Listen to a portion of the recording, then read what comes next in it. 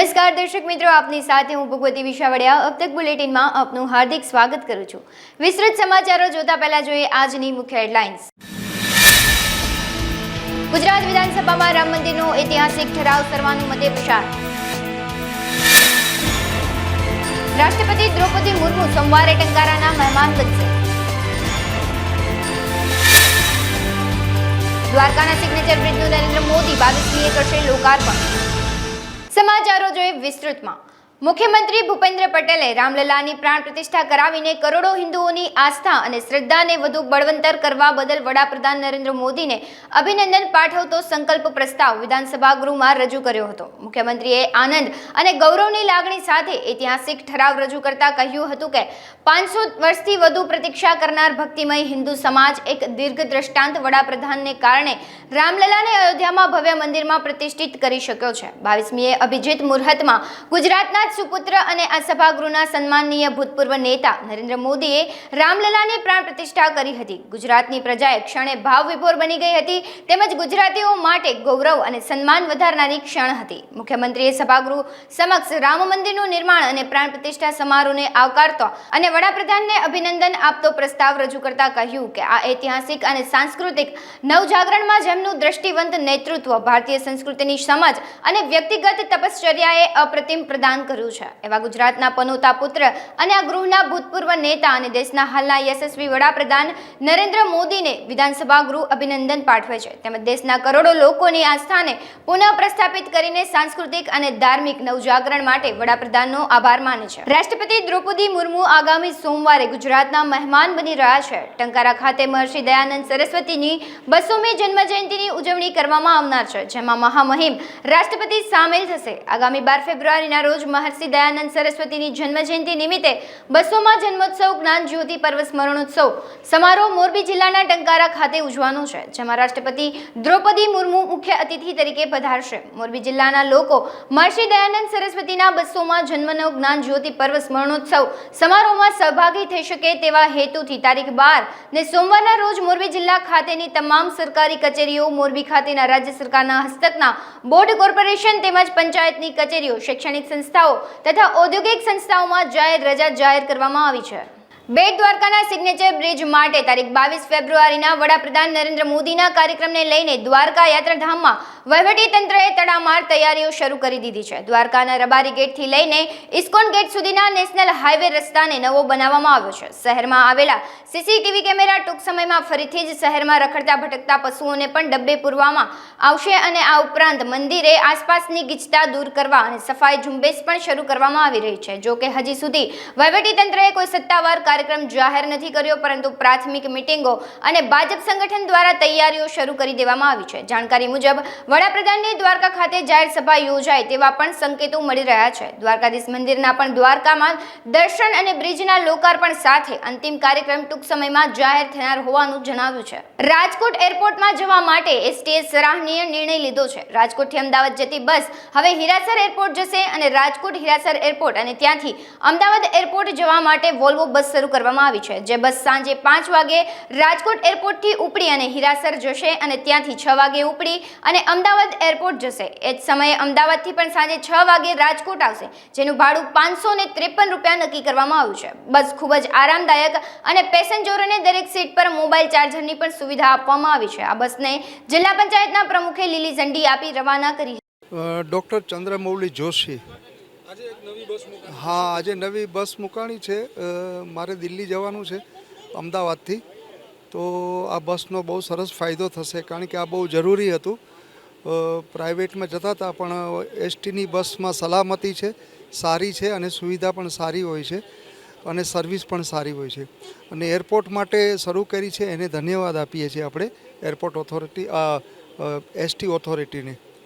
ખૂબ સરસ પ્રશંસનીય કામગીરી છે અને આ આવી રીતે રેગ્યુલર ચાલુ લે એવી આપણે અપેક્ષા રાખીએ છીએ। અરવલ્લીના મોડાસાના પહાડપુર ગામના એક ખેડૂતે પ્રથમ વખત જિલ્લાની ધરતી ઉપર સુગંધિત છોડ એવા જીરેનિયમની ખેતી કરીને ખેડૂતો માટે નવી ખેતીના વિકલ્પનું નવું કિરણ ઉગાડ્યું છે। મોડાસાના પહાડપુર ગામના અનિલભાઈ પટેલ પ્રથમ વખત અરવલ્લીની ધરતી ઉપર સુગંધિત છોડ જીરેનિયમની ખેતી કરીને ખેડૂતો માટે ઉમદા ઉદાહરણ પૂરું પાડ્યું હતું. અરવલ્લીમાં ઉગાડવા માટેની પ્રેરણા મળી ત્યારબાદ તેઓએ 3 વીઘામાં જીરેનિયમ છોડ વાવ્યા છે. તેમાંથી સુગંધિત તરલ પ્રવાહી કાઢવામાં આવે છે અને ત્યારબાદ તેનો ઉપયોગ અત્તર અને અન્ય સુગંધિત પદાર્થ બનાવવામાં આવે છે, જેમાં ખેડૂતને મબલખ આવક મળે છે. ખેડૂતનું કહેવું છે કે પ્રથમ વખત જીરેનિયમનો પ્રાયોગિક ધોરણે ખેતી કરી છે અને જીરેનિયમના છોડથી નીકળનાર તેલ ઘણું મોંઘું હોય છે. ભારતમાં જીરેનિયમની કિંમત પ્રતિ લીટર લગભગ 12,000 થી 20,000 સુધી હોય છે. જીરેનિયમની ખેતીથી મબલખ ફાયદો થઈ શકે છે.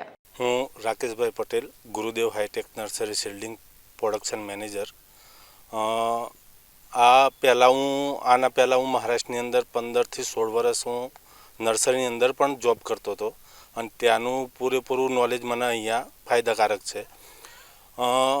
પહેલાં અમે આ નર્સરી બનાવ્યા પછી અવરજવર અમારા પૂનામાં કામ હોવાથી નર્સરીઓનું વિઝિટિંગ લેતા હતા. એમાંથી અમને આ જીરેનિયમની પણ ખેતીનું મને થોડું નોલેજ હતું, ત્યાં આગળ હતું. એટલે મેં અહીંયા પછી આ રીતના કરવાનું પ્લાનિંગ કર્યું. તો અમારા જે ઓનર છે અનિલભાઈ પટેલ, એમણે પણ સાથ આપ્યો અને ત્યાંથી અમે પ્લાન્ટ લાવ્યા હતા. અને પ્લાન્ટ લાવ્યા પછી અમે અહીંયા અમારી નર્સરીની બાજુમાં અમારી જ જમીન છે, ત્યાં આગળ અમે આનું વાવેતર કર્યું. વાવેતર કર્યા પછી એના દર 3 મહિને એનું કટિંગ આવે છે. 3 વર્ષ સુધી એક જ વખત ટ્રાન્સમેનિંગ કરવાના આવે છે. પછી દર 3 મહિને એનું કટિંગ આવે છે. કટિંગ કર્યા પછી એની અંદરથી બોઇલરની અંદર જાય છે એ કટિંગ, અને કટિંગ એ બોઇલરની અંદર ગયા પછી એની અંદરથી તેલ નીકળે છે સુગંધિત. સેલમાં એવું છે કે આ સક્સેસ ગયા પછી અમે એના પ્લાન્ટ બનાવવાના છે. પ્લાન્ટ બનાવવા માટે અમે મધર પ્લાન્ટ લાવવાના છીએ. જો મધર પ્લાન્ટ આવશે એટલે મધર પ્લાન્ટ અમે ખેતરમાં જ લગાવીશું. ખેતરમાં લગાવ્યા પછી એનું કટિંગ કરવામાં આવશે. કટિંગ પછી ટ્રેની અંદર લગાવ્યા પછી એના પ્લાન્ટ રેડી કરવામાં આવશે. પટેલ અનિલભાઈ, હું પારપોર ગામનો વતની છું અને અહીંયા કે ગુરુદેવ હાઈટેક શિલ્ડિંગ નર્સરીનો માલિક છું. તો અત્યારે અમે નર્સરીનું વેજીટેબલ છોડનું અમે બધું પ્રોડક્શન કરતા હોઈએ છીએ. એમાંથી અમારે અવારનવાર પૂના જવાનું થતું હતું. એટલે એમાંથી અમને એક જીરેનિયમ કરીને એક ખેતીની સુગંધિત તેલ નીકળે છે, એની અમને જાણ મળી તે અમે એનો અભ્યાસ કર્યો. હવે એ અમે અહીં વસ્તુ લાવ્યા છીએ. એનું અત્યારે અમારો ટ્રાયલ બેચ ચાલુ છે. એ ટ્રાયલમાંથી અત્યારે અમે થોડા સક્સેસ ગયા છે. હજી તો 6 મહિના જ થયા છે. અને એક 1.5 વર્ષ થાય પછી અમને ખબર પડે કે આમાંથી તેલ કેટલું પ્રોફિટ થાય છે, શું થાય છે, તે બધું એ રીતે આપણે ખેડૂતોને જાણ કરી શકીએ. કારણ કે અમારો બિઝનેસ છે કે એમાંથી છોડ બનાવીને આપવાનું. એટલે અમે સક્સેસ જઈએ એટલે પછી અમે ખેડૂતો કારણ કે આમાં ફાયદાકારક ખેતી છે, કારણ કે આમાં કોઈ ખર્ચ વગરની ખેતી છે. આમાં લગભગ મહારાષ્ટ્ર, તામિલનાડુ ને એ બાજુ થાય છે. આપણી બાજુ કોઈક ભાઈએ ખતરા કર્યા હતા પણ એ સક્સેસ નહોતા ગયા. પણ અમે સક્સેસ છે અમારી દૃષ્ટિએ તો, કારણ કે આ વસ્તુ પ્રોડક્શન તો થાય એવી જ છે, પણ એને ડેવલપ કરવાની જરૂર છે. અને પ્રોસેસ હોય છે બધી, એ પ્રોસેસ કરવાની હોય છે. તો પછી એમાંથી પછી આપણે આગળ જવાય. અને આ વર્ષ આ ખેતીનો મુખ્ય ફાયદો એ છે કે 3 વર્ષ સુધી આપણે કંઈ એમાં બીજું કંઈ કરવાનું નથી. આ છોડ 3 વર્ષ સુધી ચાલે છે, એટલે મોટામાં મોટો ફાયદો છે. એમાં કોઈ ખાતર, દવા, પાણી કશું બહુ આવતું જ નથી. એટલે ખેડૂતનો મોટો ફાયદોકારક છે. જો લાઈન સારી વ્યવસ્થિત પ્રોફિટ નફામાં બેસી જાય તો બહુ ફાયદાકારક છે. સાવરકુંડલાના મુસ્લિમ સમાજના પ્રમુખ તરીકે સુન્ની મુસ્લિમ સિપાહી જમાત પિન્ટુ મલેક સમર્થકોને માંગ સ્વીકારે તે હેતુથી મામલતદાર કચેરી ખાતે આવેદનપત્ર પાઠવવામાં આવ્યું હતું. મુસ્લિમ સમાજના પ્રમુખ તરીકે જવાબદારી પિન્ટુ મલેકને સોંપવા લોક માંગ કરી છે. આ અંગે થોડા દિવસો પહેલા પૂર્વ મુસ્લિમ સમાજના લોકોએ સિપાહી સમાજને આવેદનપત્ર પાઠવ્યું હતું. આ અંગે કોઈ નિવેડો કે જવાબ ન આવતા પિન્ટુ મલેકના સમર્થકો દ્વારા મામલતદાર કચેરી ખાતે આવેદનપત્ર પાઠવવામાં આવ્યું હતું. મામલતદાર કચેરી ખાતે બોડી સંખ્યામાં પિન્ટુ મલેકના સમર્થકો એકત્રિત થઈ પોતાની માંગ સ્વીકારવા મીડિયા મારફતે આક્રોશ વ્યક્ત કર્યો હતો. સાવરકુંડલા સુન્ની મુસ્લિમ સિપાહી જમાતને 24/1/2024ના રોજ અમે આવેદનપત્ર આપ્યું હતું કે પિન્ટુભાઈ મલેકને સુન્ની મુસ્લિમ સિપાહી જમાતના પ્રમુખ બનાવવા લોકોની લાગણીને માગણી હતી. હજારો સહીઓ સાથે આવેદનપત્ર આપ્યું હતું, જેનો આજ દિન સુધી કોઈ પણ અમને જવાબ ન મળતા અમારે કલેક્ટર સાહેબની કચેરીએ નો છૂટકે આવવું પડે. આનો હાલ કોઈ જવાબ જ નથી. શું બાબત છે? આમંત્રણ પત્ર દેવા 15 દીથી કાંઈ જવાબ નથી આપતા સુનીને, એટલે આવું પડ્યું. પિન્ટુ મલેક બને ને તો બહુ સારું આ કામ. સૂત્રાપાડા મુકામે the Gujarat state cooperative agriculture and rural development bank limited જૂનાગઢની 177મી શાખાનો શુભારંભ કરવામાં આવ્યો છે. સૂત્રાપાડા ખેતી બેંકની શાખા અતિ આધુનિક સુવિધા સાથે કોમ્પ્યુટરાઇઝ્ડ લોકર અને લેટેસ્ટ ફર્નિચરની સુવિધાઓ સાથે શરૂ કરવામાં આવી હતી. આ તકે પૂર્વ કેબિનેટ મંત્રી જસાભાઈ બારોટ, ખેતી બેંકના ચેરમેન ડોલર કોટેચા, ગુજરાત ભાજપ પ્રદેશ મંત્રી ઝવેરી ઠકરાર, પૂર્વ ધારાસભ્ય કાળાભાઈ ઝાલા, જિલ્લા ભાજપા પ્રમુખ મહેન્દ્ર પીઠિયા, પૂર્વ ધારાસભ્ય રાજસિંહભાઈ જોટવા, પૂર્વ મંત્રી લખમણ પરમાર, જિલ્લા પંચાયત પ્રમુખ મંજુલાબેન મુછાળ, નગરપાલિકા પ્રમુખ મનુભાઈ બારટ અને ખેતી બેંકના joint managing director doctor VM Chaudhary અને બોડી સંખ્યામાં આગેવાનો ઉપસ્થિત રહ્યા હતા. આજે આ સૂત્રાપાડા કૃષિ બેંકમાંથી 47 ગામડા અને 47 સૂત્રાપાડા તાલુકાના 47 ગામડા જે વેરાવળ જતા એને બદલે સૂત્રાપાડાથી તમામ સેવાઓ પ્રાપ્ત થશે અને અહીંયા એને ઘર બેઠા દરેક સગવડતા પૂરી થશે અને આધુનિક રીતે આ તમે જોવ છો કે આવી કોર્પોરેટ જેવી ઓફિસ એક સૂત્રાપાડા બ્રાન્ચમાં બની છે, તો આવનારા દિવસોમાં ખેડૂતને આ ઉપયોગી થશે. ખેડૂત કેટલાથી ખાતું ખોલાવી શકશે?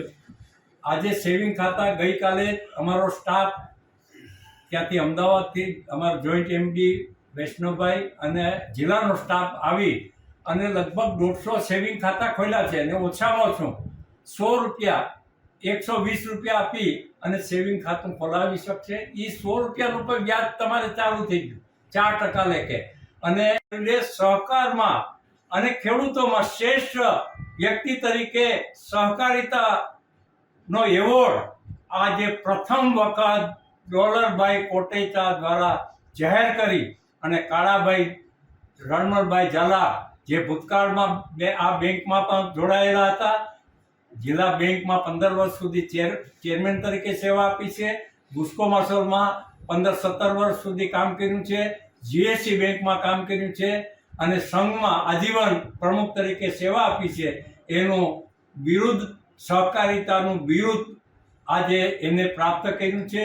એની જિંદગી ભવ્ય બની છે અને આપણે આ વિસ્તારની જનતાએ ખૂબ આનંદ. પંચમહાલના ગોધરામાં આવેલ નારી સંરક્ષણ ગૃહમાં ભારતી નામની દીકરી નાનપણથી ઉછળી છે. ભારતીના ગત રોજ નારી સંરક્ષણ ગૃહ દ્વારા ધામધૂમથી લગ્નનું આયોજન કરવામાં આવ્યું હતું. આ સમગ્ર લગ્નનું આયોજન ગોધરા સ્થિત મોતીબાગ પાર્ટી પ્લોટ ખાતે કરવામાં આવ્યું હતું. નવદંપતિને આશીર્વાદ આપવા મહિલા બાળ કલ્યાણ મંત્રી ભાનુબેન બાબરિયા તથા શિક્ષણ મંત્રી કુબેર ડિંડોર વિશેષ ઉપસ્થિત રહ્યા હતા. ભારતીના લગ્ન માટે સરકારે 1.50 લાખની સહાય આપી હતી તેમજ લગ્નમાં કરિયાવર તરીકે જીવન જરૂરી દરેક વસ્તુઓ દાતાઓ દ્વારા ભેટ કરાઈ હતી. આ નવદંપતિને આશીર્વાદ આપવા જિલ્લા કલેક્ટર આશિષ કુમાર, જિલ્લા પંચાયતના પ્રમુખ રેણુકાબેન ડાયરા, ધારાસભ્ય CK રાહુલજી, નિમિષાબેન સુથાર, દાતાઓ અને બોડી સંખ્યામાં લોકો ઉપસ્થિત રહ્યા હતા. મહિલા અને બાળ વિકાસ વિભાગ તરફથી નારી સંરક્ષણ ગૃહ ગોધરા ખાતે નારી સંરક્ષણ ગૃહની જ એક દીકરીનું નામ છે ભારતીબેન. આજે વિભાગ તરફથી એના લગ્ન પ્રસંગનું આયોજન કરવામાં આવ્યું હતું અને ખૂબ દાતાઓનો સહયોગ પણ રહ્યો અને ખૂબ સરસ રીતે દીકરીનો પ્રસંગ આજે વિભાગના અધિકારીઓથી માંડીને આપણા મંત્રી શ્રી કુબેરભાઈ ડિંડોર સાહેબ, આપણા ધારાસભ્યશ્રીઓ અને વિભાગના સૌ અધિકારીઓ સાથે રહીને આ પ્રસંગની સરસ ઉજવણી કરવામાં આવી છે. અને મહિલા અને બાળ વિકાસ વિભાગ તરફથી ગયા વર્ષે જે નારી સંરક્ષણ ગૃહમાં જે દીકરી રહેતી હોય એ દીકરીના લગ્ન પ્રસંગે 1,50,000ની સહાય ચૂકવવામાં આવશે અને સહાયના ભાગરૂપે આજે દીકરીને સહાય પણ મળશે અને એના લગ્ન પ્રસંગે આ એને એક ઉપયોગી થાય. આમ સરકારશ્રી દ્વારા આ દેશના વડાપ્રધાન શ્રી નરેન્દ્રભાઈ મોદીના નેતૃત્વમાં મહિલાઓથી લઈ બાળકો, યુવાનો બધા વર્ગની ચિંતા કરવામાં આવી રહી છે અને આજે દીકરીના લગ્ન પ્રસંગે દીકરીને ખૂબ ખૂબ શુભેચ્છાઓ. સુરતના ઉંદામાં સ્લેબ ધરાશયી થતા મજૂરના મોત મામલે પોલીસે કડક કાર્યવાહી કરી છે. ઉંદા પોલીસે કોન્ટ્રાક્ટર અને માલિક વિરુદ્ધ અપરાધ મનુષ્યવધનો ગુનો નોંધ્યો છે તથા પોલીસે કોન્ટ્રાક્ટર નિલેશ પરમાર અને કારખાના માલિક ભૂપેન્દ્ર ચેવલીની ધરપકડ પણ કરી છે. લક્ષ્મીનારાયણ ઇન્ડસ્ટ્રીમાં સ્લેબ ધરાશયી થતા 2 મજૂરો નીચે પટકાયા હતા. નીચે પડેલા મજૂર પૈકી ચંદુ નામના મજૂરનું મોત નીપજ્યું હતું અને એક મજૂરને ફાયરની ટીમે રેસ્ક્યુ કરી બચાવ્યો હતો, જેની સિવિલ હોસ્પિટલમાં સારવાર ચાલી રહી હતી. કન્સ્ટ્રક્શનનું કામ ચાલતું હતું ત્યાં સ્લેબ પડી જતા 4 મજૂરોને ઇન્જરી થઈ હતી, જેમાંથી એકને ફેટલ ઇન્જરી થતાં એ મજૂરનું મૃત્યુ થયું હતું. જે અનુસંધાને ઉધના પોલીસ દ્વારા 304નો ગુનો નોંધવામાં આવેલો હતો. આ બનાવમાં તત્કાલ જ્યારે 2 લોકો ઇન્જર થયા હતા એ લોકોને તત્કાલ હોસ્પિટલ પહોંચાડવામાં આવ્યા હતા. ત્યારે 2 લોકોને ત્યાં સ્થળ ઉપર જ બચાવી લેવામાં આવ્યા હતા, જેમાં ફાયર વિભાગની ટીમે આવીને એ બંનેને રેસ્ક્યુ કર્યા હતા. ઉપરાંત સ્થાનિક પોલીસ પણ તરત પહોંચી ગઈ હતી. મેડિકલ ટીમ પણ બોલાવી લેવામાં આવી હતી અને જે લોકો ઇન્જર હતા એ લોકોને તત્કાલ પ્રાથમિક સારવાર પણ ત્યાં આપવામાં આવી હતી. આ બનાવ અનુસંધાને જે ગુનો દાખલ કરવામાં આવ્યો છે એમાં આઈપીસી ધારા 304 વગેરે મુજબની કલમો ઉમેરી અને ગુનો દાખલ કરવામાં આવ્યો છે. અને આ અનુસંધાને આજે જે સંચા ખાતાના જે માલિક હતા, પ્રિન્ટિંગ ખાતાના, કે જેને ત્યાં કન્સ્ટ્રક્શન ચાલતું હતું, કે જેણે આ કોન્ટ્રાક્ટ આપ્યો હતો, એ અને જે કોન્ટ્રાક્ટર કે જેણે આ કોન્ટ્રાક્ટ લઈ અને જે કોઈ પણ જાતની દરકાર રાખ્યા વગર અને કોઈ પણ જાતની કાળજી રાખ્યા વગર આ કન્સ્ટ્રક્શનનું કામ કરતા હતા, એ બંનેની આજે ધરપકડની તજવીજ ચાલુ છે. ભુજમાં ઇન્ટરનેશનલ થિયેટર ફેસ્ટિવલ ઓફ ઇન્ડિયાની ભારત રંગ મહોત્સવની શરૂઆત કરાઈ હતી. પદ્મશ્રી પુરસ્કાર અને એનએસડીના ચેરપર્સન પરેશ રાવલ, પીઢ અભિનેતા રઘુવીર યાદવ અને અન્ય અગ્રણી થિયેટર કલાકારો અને અભિનેતાઓ એનસીપીએ ખાતે ઉદ્ઘાટન સમારોહ અને રેડ કાર્પેટ ઇવેન્ટમાં જોડાયા હતા, જેનું ઉદ્ઘાટન મહારાષ્ટ્રના માનનીય રાજ્યપાલ રમેશ બેસ દ્વારા કરવામાં આવ્યું હતું. જાણીતા અભિનેતા અને એસટીના ભૂતપૂર્વ વિદ્યાર્થી શ્રી પંકજ ત્રિપાઠી આ વર્ષના ફેસ્ટિવલમાં ફેસ્ટિવલ એમ્બેસેડર અને રંગદૂત છે. સૌથી પહેલા તો કચ્છ ગુજરાત એ કલાનું ઘર છે. ઓકે, અને કચ્છમાં એટલી બધી વિવિધ કલાઓ છે કે ગણી ન શકાય એટલી બધી કલાઓ છે. ચાહે ભરતકામ હોય, વાદ્ય હોય, લોકકલા હોય, નૃત્ય હોય કે ગમે તે હોય, અને કેટલા બધા વાદ્ય કલાકારો છે.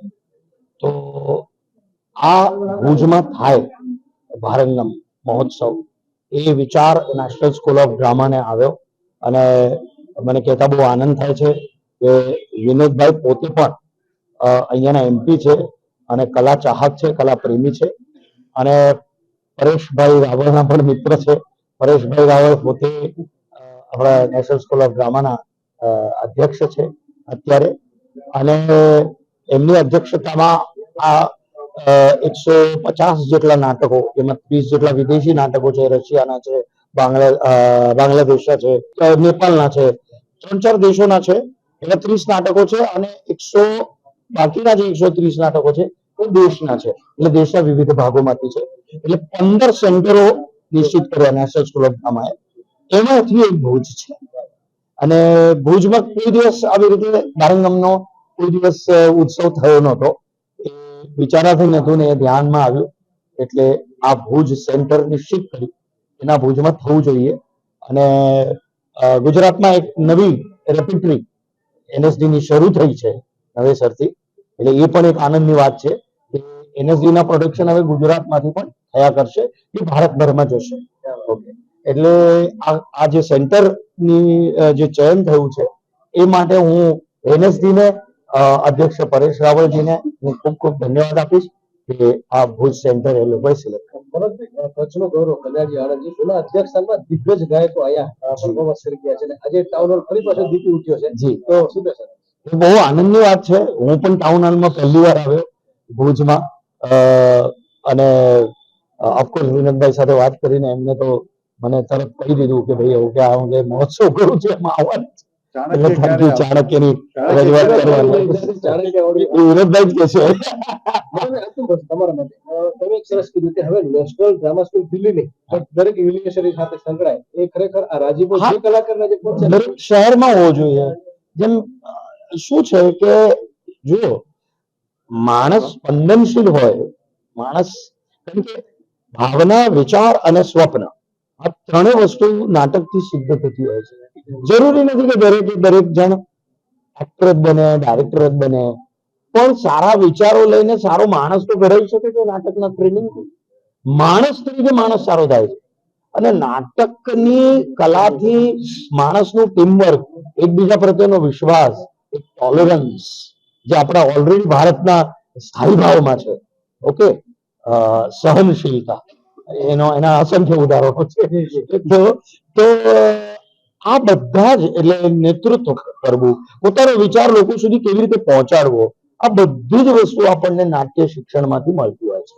એટલે હું તો એમ કહીશ કે સ્કૂલમાં પણ નાટ્ય પ્રશિક્ષણ આપવું જરૂરી છે, અને દરેક શહેરમાં નાટ્ય સંસ્થા અથવા તો દરેક પ્રદેશમાં એટલીસ્ટ 3-4 ઠેકાણે અને દરેક યુનિવર્સિટી સાથે આને જોઈન કરીએ તો એના લીધે, કારણ કે ભારતમાં કલા અને કલાકારોની ઓછપ નથી સાહેબ, પણ એને વ્યવસ્થિત રીતે કંડારવા માટે આવી સંસ્થાઓની જરૂર છે.